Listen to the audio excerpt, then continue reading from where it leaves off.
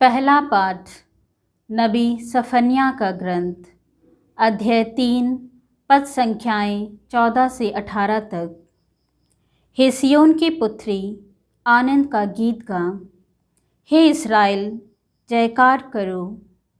हे यरूशलेम की पुत्री, सारे हृदय से आनंद मना।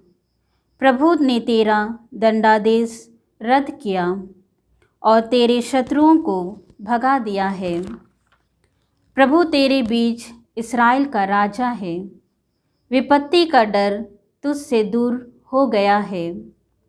उस दिन यरूशलेम से यह कहा जाएगा, हे सियोन, नहीं डरना, हिम्मत नहीं हारना। तेरा प्रभु ईश्वर तेरे बीच है, वह विजयी योद्धा है। वह तेरे कारण आनंद मनाएगा। वह अपने प्रेम से तुझे नवजीवन प्रदान करेगा। वह उत्सव के दिन की तरह तेरे कारण आनंद विभोर हो जाएगा। यह प्रभु की वाणी है।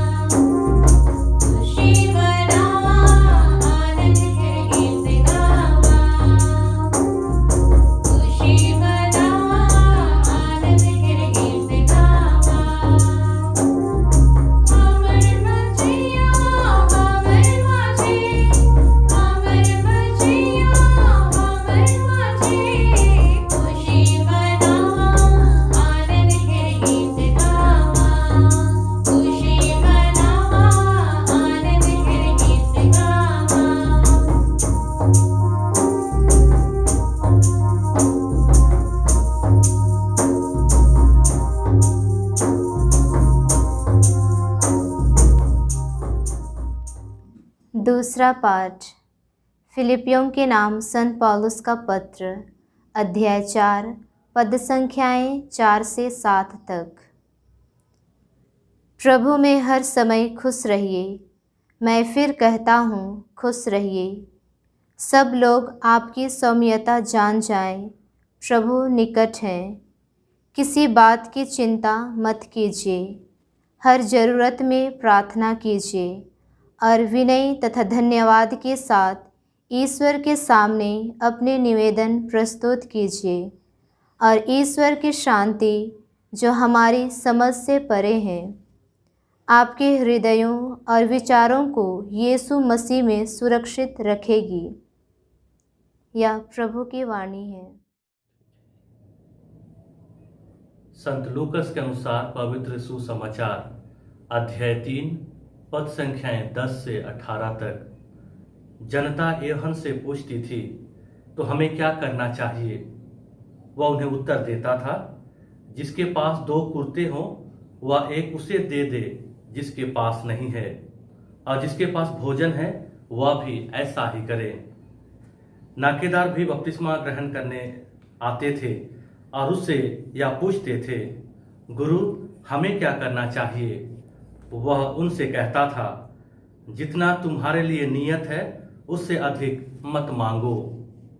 सिपाही भी उससे पूछते थे, और हमें क्या करना चाहिए? वह उनसे कहता था, किसी पर अत्याचार मत करो, किसी पर झूठा दोष मत लगाओ, और अपने वेतन से संतुष्ट रहो। जनता में उत्सुकता बढ़ती जा रही थी और सब यूहन्ना के विषय में मन ही मन सोच रहे थे कि कहीं यही तो मसीह नहीं है। इसलिए यूहन्ना ने सबों से कहा, मैं तो तुम लोगों को जल से बपतिस्मा देता हूँ, परंतु एक आने वाले हैं जो मुझसे अधिक शक्तिशाली हैं। मैं उनके जूते का फीता खोलने योग्य भी नहीं हूँ। वह तुम लोगों को पवित्र आत्मा और आग से बपतिस्मा देंगे। वह हाथ में सूप ले चुके हैं, जिससे वह अपना खलिहान उसाकर साफ करें और अपना गेहूं बखार में जमा करें। वह भूसी को ना बुझने वाली आग में जला देंगे। इस प्रकार के बहुत से अन्य उपदेशों द्वारा यूहन्ना जनता को सुसमाचार सुनाता था। प्रभु का सुसमाचार। मसीह में दुलारे माता पिताओं, भाइयों, बहनों और प्यारे बच्चों, बाइबल में हम इंतजार का पूरा होना तथा प्रतिज्ञा और उसका पालन करना को पाते हैं। इस्राएली जनता की प्रतीक्षा का विवरण हमें पुराने व्यवस्थान में पढ़ने को मिलता है, तो उस प्रतिज्ञा का पूरा होना या पूर्ति का विवरण नए व्यवस्थान में। ईश्वर की प्रतीक्षा का विवरण हम पुराने व्यवस्थान में पाते हैं, तो उसका पालन का विवरण हमें नए व्यवस्थान में। मुक्ति का इतिहास प्रतिज्ञा और पालन या प्रतीक्षा और पूर्ति का इतिहास है। इस्राएली जनता जब मुक्तिदाता की प्रतीक्षा करती है, तो वे जिज्ञासा के साथ उनके आगमन की बाट जोहते हैं। ईश्वर की प्रतिज्ञा के अनुसार जब मुक्तिदाता का आगमन होगा, तब शांति और खुशी छाई रहेगी। इसी का उल्लेख आज के पहले पाठ में हमें देखने को मिलता है। नबी सफन्याह इस्राएल से अपने प्रभु और इस्राएल के राजा को उनके बीच में पाने पर खुशी मनाने को कहता है। आनंद और शांति ईश्वर की उपस्थिति के चिन्ह हैं। इसी कारण संत पौलुस फिलिपियों को कहते हैं, आप लोग प्रभु में हर समय खुश रहें। मैं फिर कहता हूं, खुश रहें। मुक्तिदाता के आगमन से ईश्वर मानव जाति को आनंद और शांति के वरदान देते हैं। बालक यीशु के जन्म पर इसी सच्चाई को प्रकट करते हुए स्वर्गदूत कहते हैं, सर्वोच्च स्वर्ग में ईश्वर की महिमा प्रकट हो और पृथ्वी पर उसके कृपा पात्रों को शांति मिले। प्यारे भाइयों और बहनों, यूहन्ना बपतिस्ता मुक्तिदाता प्रभु यीशु के आगमन की तैयारी कर रहे थे।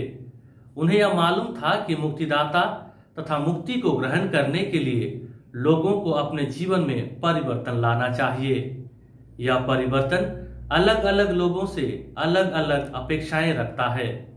इसीलिए हर एक को पूछना पड़ता है, तो हमें क्या करना चाहिए? इस सवाल का जवाब ढूंढने में यूहन्ना बपतिस्ता लोगों की मदद करते हैं। जिसके पास 2 कुर्ते हो उसे यूहन्ना एक कुर्ता उसे देने को कहते हैं जिसके पास नहीं है। इसी प्रकार भोजन भी नाकेदारों को वे उनके लिए जो नियत है उससे अधिक ना लेने की तथा सैनिकों को अत्याचार ना करने की सलाह देते हैं। यूहन्ना बपतिस्ता उन्हें समझाते हैं कि मुक्ति का अनुभव करने के लिए उन्हें मन परिवर्तन की जरूरत है। पापों से छुटकारा ही मुक्ति का उदय है। जो ईश्वर के करीब आते हैं उसे प्रभु पाप मुक्त कर देते हैं। इसलिए स्तोत्रकार कहता है, वह ना तो हमारे पापों के अनुसार हमारे साथ व्यवहार करता और ना हमारे अपराधों के अनुसार हमें दंड देता है। आकाश पृथ्वी के ऊपर जितना ऊंचा है उतना महान है अपने भक्तों के प्रति प्रभु का प्रेम। पूर्व पश्चिम से जितना दूर है प्रभु हमारे पापों को हमसे उतना ही दूर कर देता है। सुक्ति ग्रंथ में लिखा है, जो अपने पाप छिपाता वह उन्नति नहीं करेगा, जो उन्हें प्रकट कर देता है उस पर दया की जाएगी। संत यूहन्ना अपने पहले पत्र में कहते हैं, यदि हम अपने पाप स्वीकार करते हैं तो वह हमारे पाप क्षमा करेगा और हमें हर अधर्म से शुद्ध करेगा, क्योंकि वह विश्वसनीय तथा सत्य प्रतिज्ञ है। प्यारे भाई और बहनों, आगमन काल में कलीसिया हमें प्रभु की निकटता का एहसास कराती है। प्रभु की निकटता के अनुभव के साथ साथ हमें अपने पापों का एहसास भी होता है। प्रभु के आगमन का लक्ष्य ही हमें अपने पापों से छुटकारा दिलाना है। हमें भी यूहन्ना बपतिस्ता के श्रोताओं के समान अपने आप से पूछना चाहिए, मुझे क्या करना चाहिए? पुरोहितों, धर्म बहनों, माता पिताओं, युवक युवतियों, बालक बालिकाओं, शिक्षकों, अफसरों, दुकानदारों, चालकों, सबको अपने आप के लिए इस सवाल का जवाब ढूंढना चाहिए। हम में से हर एक व्यक्ति के लिए आज यूहन्ना बपतिस्ता के पास कोई ना कोई सलाह जरूर है। बस हमें मन लगाकर उनकी सलाह पर ध्यान देना चाहिए। हम मुक्ति के रहस्यों को मनाने के लिए यहाँ पर एकत्रित हैं। हमें मुक्ति का एहसास तभी होगा जब हम अपने पापों को स्वीकारें और उन्हें छोड़कर ईश्वर का रास्ता अपनाएं। तभी हम ईश्वर द्वारा प्रतिज्ञात आनंद और शांति का अनुभव कर पाएंगे।